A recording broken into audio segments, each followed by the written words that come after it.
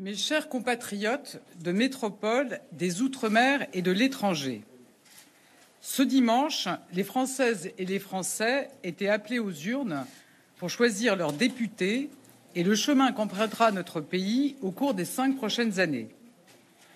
Je veux d'abord saluer toutes celles et ceux, élus locaux, personnels municipaux et des préfectures, bénévoles, qui ont permis à ce scrutin de se tenir dans les meilleures conditions. J'adresse mes remerciements républicains à tous les candidats et tous les militants qui se sont engagés tout au long de cette campagne. Défendre ses valeurs et ses idées, accepter le débat, se confronter aux électeurs, c'est faire vivre notre démocratie.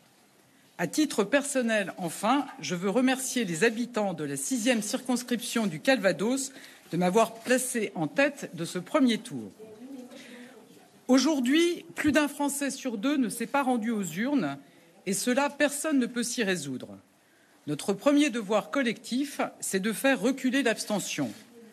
Nous continuerons d'y œuvrer en réformant nos institutions et en modernisant le dialogue avec toute la société.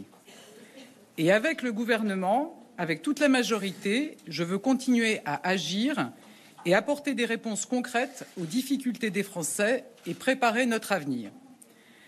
À toutes celles et ceux qui se sont abstenus, je veux dire ce soir de croire dans la force de leur vote et de faire entendre leur voix dimanche prochain. Ce soir, des millions de Français ont choisi les candidats de la majorité présidentielle. Grâce à eux et à notre présence massive au second tour, nous sommes la seule force politique en mesure d'obtenir la majorité à l'Assemblée nationale.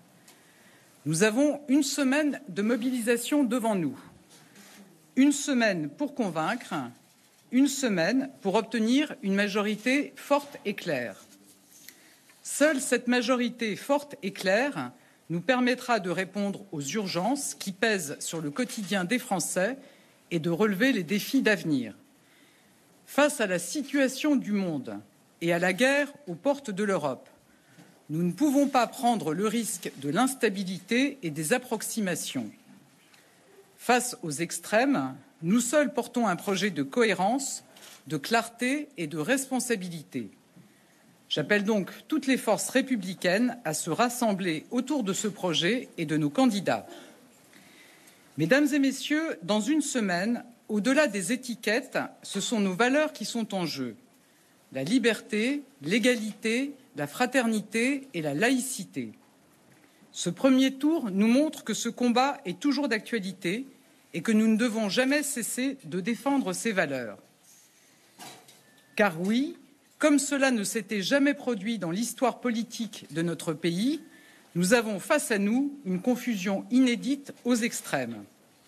Face aux extrêmes, nous ne céderons rien, ni d'un côté ni de l'autre. Nous ne céderons rien pour défendre le progrès social, la souveraineté de notre pays et la République.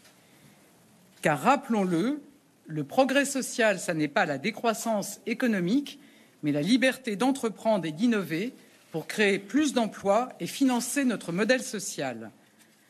Le progrès social, ça n'est pas une écologie d'interdits et de taxes, mais une transition écologique ambitieuse qui ne laisse personne au bord de la route. La souveraineté nationale, ça n'est pas la rupture avec l'Europe, la fascination pour les régimes autoritaires et l'alignement sur la Russie, mais bien une nation forte au sein d'une Europe plus indépendante. La République, ça n'est pas la remise en cause de nos institutions et l'insulte contre nos forces de l'ordre. La République, ça n'est pas monter les Français les uns contre les autres en les opposant selon leur religion, leurs origines ou leur situation sociale, mais bien la laïcité et l'égalité entre tous les citoyens. Mes chers compatriotes, pour agir, pour mettre en œuvre les engagements portés par le président de la République, nous avons besoin d'une majorité forte et engagée. Alors, durant les jours qui viennent, comme moi, toutes les candidates et tous les candidats de la majorité présidentielle continueront ensemble à porter avec détermination notre projet, celui du pouvoir d'achat, celui d'une grande nation écologique, celui du plein emploi et du refus des inégalités de destin. Dimanche prochain, face aux extrêmes, en votant pour les candidats de la majorité présidentielle, vous permettrez à la France d'être au rendez-vous de son avenir et de ses valeurs. Vive la République et vive la France!